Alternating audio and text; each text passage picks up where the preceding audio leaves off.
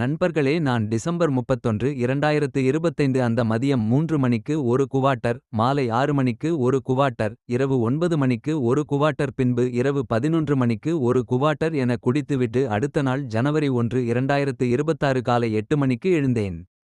எனக்கு சரியான மன அழுத்தம்.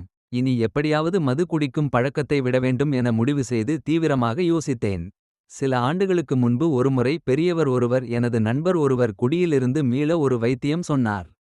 வில்வ மர இலைகள் 2 கைப்பிடி பறித்து அதை மிக்சியில் தண்ணீர் சேர்த்து அரைத்து ஒரு டம்ளர் சாறு எடுத்து தினமும் வெறும் வயிற்றில் குடிக்க வேண்டும்.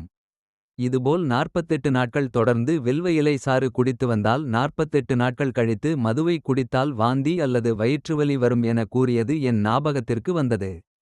எனவே ஜனவரி 1 2026 முதல் தினமும் வில்வ இலை சாறு, மார்ச் 4 2026 வரை மொத்தம் 63 நாட்கள் தொடர்ந்து குடித்து வந்தேன். மார்ச் 4 2026 அன்று இரவு எனது நண்பன் ஒருவன் மது அருந்தலாம் என அழைத்தான். நான் இல்லை, எனக்கு வேண்டாம், நீ மட்டும் குடி என்றேன். அவன் இருவரும் சேர்ந்து குடித்தால் குடிப்போம், இல்லையேல் வேண்டாம் என கூறினான். வேறு வழியின்றி இருவரும் இரவு ஆளுக்கு ஒரு குவாட்டர் குடித்தோம். வீட்டிற்கு வந்து இரவு சாப்பிட்டுவிட்டு படுத்தால் தூக்கம் வரவில்லை. வயிறு ஒரு மாதிரியாக வலித்துக் கொண்டே இருந்து. அன்று இரவு முழுதும் தூக்கம் இல்லை. வயிற்று வலி வேறு. அப்போதுதான் நினைத்தேன், விழா இலை சாறு தான் வேலையை காட்டிவிட்டது என்று. நானும் டாக்டர் கொடுத்த மருந்து மாத்திரை சாப்பிட்டும் சரியாகவில்லை. பின்பு மீண்டும் 2 நாட்கள் வில்வ இலை சாறு குடித்தேன். அன்றிலிருந்து இன்று வரை எந்த பிரச்சனையும் இல்லை. எனவே இனி மது குடிக்கவே கூடாது என முடிவெடுத்துவிட்டேன்.